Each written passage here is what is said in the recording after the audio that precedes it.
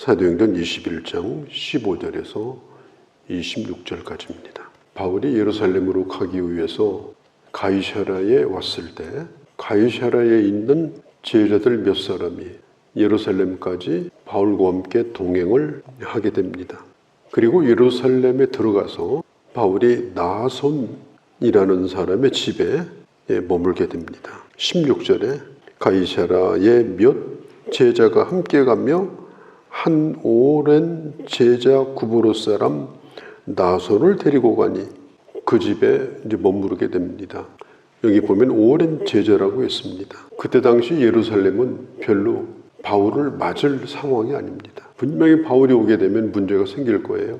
그래서 사람들이 이 바울과 가까이 하는 것을 굉장히 주의하고 그럴 때예요. 그런데 이 나손이 바울을 그리고 바울의 일행을 자기 집으로 영접을 해가지고 거기에 묵을 수 있도록 그렇게 한 거예요. 우리가 오래도록 알고 지내는 사이다.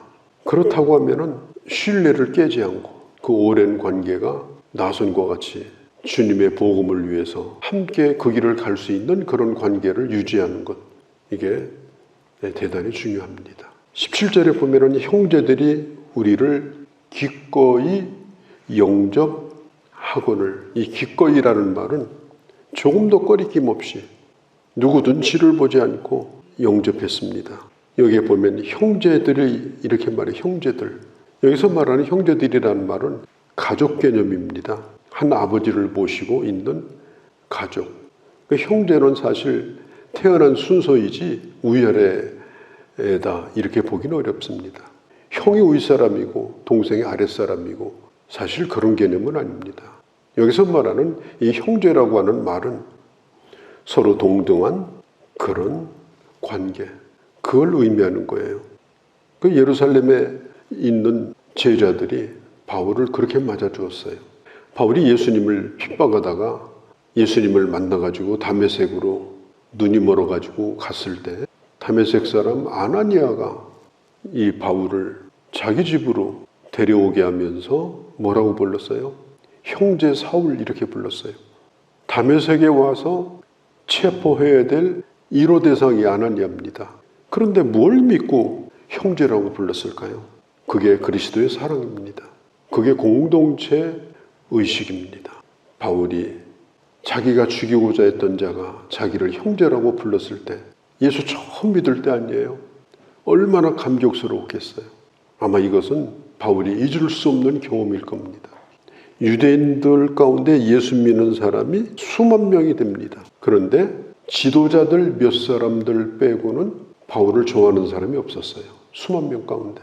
그런 중에도 이 바울을 맞아주고 형제여 이렇게 불러주고 있는 이런 귀한 분들이 예루살렘 교회에 있었다고 하는 것입니다. 18절에 보면 바울이 야고보와 예루살렘 교회 장로들을 만납니다. 하나님이 주신 열매들에 대하여 그렇게 보고를 했습니다. 하나님 앞에 감사했습니다. 이방인 가운데도 복음이 증거되고 열매가 있는 것에 대해서. 그런데 예루살렘 교회 이 지도자인 야고보에게는 이게 큰 고민이 있어요. 자기들은 이해를 할 수 있습니다. 무엇보다도 바울에게 직접 들었으니까, 확인을 했으니까. 그런데 예루살렘에 있는 수만 명의 유대인 신자들, 이 사람들은 바울에 대해서 큰 오해를 갖고 있었어요. 오늘 성경에 보면 21절에 내가 이방에 있는 모든 유대인들을 가르치되, 이 말은 회당에 들어가서 가르치는데 모세를 배반하고 아들들에게 할례를 하지 말라, 관습도 지키지 말라. 지금 그런 얘기가 예루살렘에는 돌고 있다는 거예요.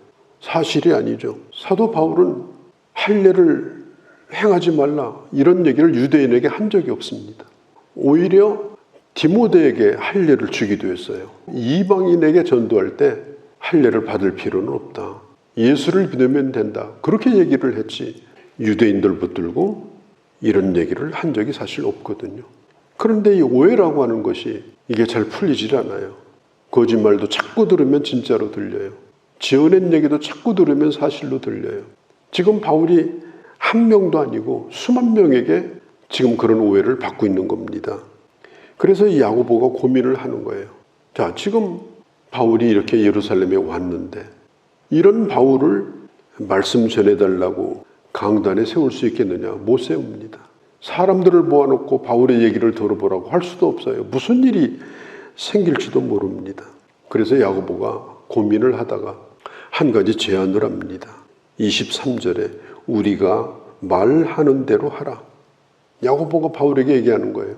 우리가라는 말은 예루살렘 교회 지도자들이 상의를 한 거예요. 이것은 교회의 권위와 질서를 따라서 지금 말하고 있는 거예요. 말하자면 고륙지책으로 생각하는 것이 바로 이 방법입니다. 그게 뭐냐면은 서원을 하라는 거예요. 지금 예루살렘 성전에는 머리를 깎고 서원을 하는 사람들이 몇 명이 있는데 그렇게 하려면 제물을 드려야 되거든요. 바울 당신이 그 사람들 거 값도 다 내고 당신도 머리 깎고 그 사람들하고 같이 서원을 해라. 대개 서원을 하는 이유는 뭐냐? 회개할 때 서원을 합니다. 그런데 이걸 지금 하라는 거예요. 왜 그랬을까? 야고보가 그 수만 명의 유대인들을 설득하는 것보다는 바울 한 사람을 설득하는 게 더 좋겠다. 정말 어려운 부탁이지만 그렇지만 바울 한 사람만 내려놓는다고 하면 바울 한 사람만 이걸 이해한다고 하면 이것은 가능한 일이다. 그런데 문제가 뭐냐? 바울이 죄를 지은 게 없어요. 죄를 지은 게 없는데 잘못한 것이 없는데 회개를 하라는 거예요. 그것도 공개적으로. 무슨 죄를 졌는지는 말은 하지 않지만 분명히 저자는 죄를 지었다. 그러니까 지금 머리 깎고 다른 사람 거 돈도 대주면서 지금 저렇게 회개하고 있다. 그걸 하라는 거예요. 이게 얼마나 어려운 일입니까? 이건 정말 바울로서는 받아들이기 어려운 겁니다. 내가 잘못한 게 없는데 아무 소리 하지 말고 무조건 잘못했다고 가서 해라. 할례에 대한 얘기입니다. 그렇게 하지도 않았어요. 그런데 그런 오해를 뒤집어 쓰는 것도 억울한데 그걸 인정을 하고 회개하는 소원을 하라는 거예요. 아마 바울이 깊이 고민을 했을 겁니다. 그런데 바울이 결정한 게 뭐냐? 교회 평안을 위해서, 교회 화평을 위해서, 내가 지금까지 전한 복음을 위해서 내가 다 내려놓겠다. 내려놓는다는 말이 바로 그 말입니다. 또 내 자유, 그리고 내 권리를 다 내어주겠다. 그렇게 생각하고 바울은 머리를 깎고 성전에 들어가서 서원을 하는 사람들과 함께 거기 앉아서 일주일 동안을 성전에서 시간을 보냅니다. 온 예루살렘이 바울이 왔다는데 성전에 들어갔대. 머리 깎고 지금 서원하고 있대. 사람들이 뭐라고 생각하겠어요? 맞아. 잘못한 게 많지.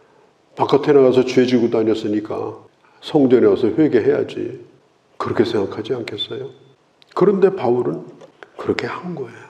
참 이걸 생각해 보면 우리가 복음을 위해서 산다. 나는 내가 교회를 위해서 산다. 그게 뭘 의미하는 겁니까? 단순히 열심을 내는 겁니까? 아닙니다. 내가 어떤 경우에 있어도 나를 변명하지 아니하고 오히려 내가 잘못한 사람인 것처럼 오히려 가서 내가 먼저 사과를 하고 내가 먼저 잘못했다고 말하고 그게 바로 교회를 사랑하는 거고 주님을 사랑하는 거고 그게 진정한 화평을 이루는 길입니다. 우리가 잘 쓰는 말이 있죠. 내가 뭘 잘못했다고. 내가 잘못한 게 뭐 있다고. 그러면 할 말이 없어요. 그냥 스치고 지나가다가 교통사고 나도 100대 0은 없습니다. 대개 50대 50이에요. 내게도 잘못한 게 많은 거예요. 생각해보면 회개할 게 많은 사람들이에요. 특별히 교회의 화목을 위해서 말도 안 되는 얘기를 내가 듣게 될 때 그래 내가 잘못했다. 내가 부족해서 그런 것이지. 그게 바로 주님의 마음입니다. 교회가 어떻게 되건 말건 패가 갈라지건 말건 아예 패를 만들어서 찾아다니면서 패거리를 만들고 내 편을 만들고 내 주장을 더 세게 하기 위해서 세력을 키우고 그런 일이 오늘 교회 안에서 얼마나 많이 일어나고 있어요. 그래서 교회가 깨지고 그러지 않아요. 깊이 생각해야 됩니다. 내려놓는다는 거. 그게 그리스도를 따라가는 길이에요. 내어준다는 거. 고린도전서 9장에 보면 바울이 이렇게 말합니다. 나는 자유자에게는 자유자처럼 이방인에게는 이방인처럼 유대인에게는 유대인처럼 진리에 어긋나는 일이 아니라면 복음을 땅에 묻는 일이 아니라면 그 외의 것은 나는 다 하겠다. 다 내려놓겠다. 그러면서 뭐라고 그러는지 아세요? 내가 그렇게 하는 것은 한 사람이라도 더 구원하기 위해서다. 그 한 사람을 위해서라면 모든 걸 다 내려놓겠다. 바울이 그런 마음으로 주의 일을 했고 그런 마음으로 교회를 섬겼습니다. 오늘 그가 그걸 실천하고 있지 않습니까? 잘못한 거 없죠. 바울은 그렇게 한 사람이 아니에요. 다 큰 청년인 디모데도 할례를 줬어요. 바울은 할례를 부정한 사람이 아닙니다. 너무 억울한 일입니다. 그러나 단 한마디도 그것에 대해서 반론을 제기하지 않고 그는 성전에 들어가서 다른 사람 것도 돈 대주고 우리 같이 회개합시다 그러면서 거기 앉아서 머리 깎고 회개하고 그런 모습을 우리는 여기서 보게 되어집니다. 지금 이기고 고집을 세우는 것보다 내가 나중에 자유롭기 위해서 지금 양보하고 하나님의 복음이 더 증거되기 위해서 그 어떤 것이라도 교회의 권위를 따라서 그렇게 순종하겠다. 물론 우리가 신앙에는 타협과 양보가 있을 수가 없죠. 목숨을 걸고 신앙을 지켜야 됩니다. 그러나 그 외에는 오직 하나님의 영광을 위해서 양보하고 내려놓고 또 오래 기다리고 그러면서 우리가 하나님의 일을 하고 교회를 섬기는 것입니다. 오늘 이 말씀을 깊이 생각하고 우리 주님 앞에 기도하는 그런 아침이 되기를 바랍니다. 거룩하신 우리 아버지, 사도 바울이 왜 할 말이 없었을까요? 그는 잘못한 것이 없는데 잘못한 것으로 회개하고 모든 예루살렘 사람이 다 알도록 그는 죄인이 되었습니다. 복음을 위해서, 교회 화평을 위해서, 하나님의 교회의 하나됨을 위해서 다 내려놓았던 그것이 바로 주님을 따라가는 예수의 제자의 길임을 저희들에게 보여주었습니다. 끝까지 다 내어주고 그리고 한 영혼만을 구원할 수 있는 그런 자로 살아갈 수 있는 저희가 되게 하여 주옵소서. 우리 주 예수님의 이름으로 기도하옵나이다. 아멘.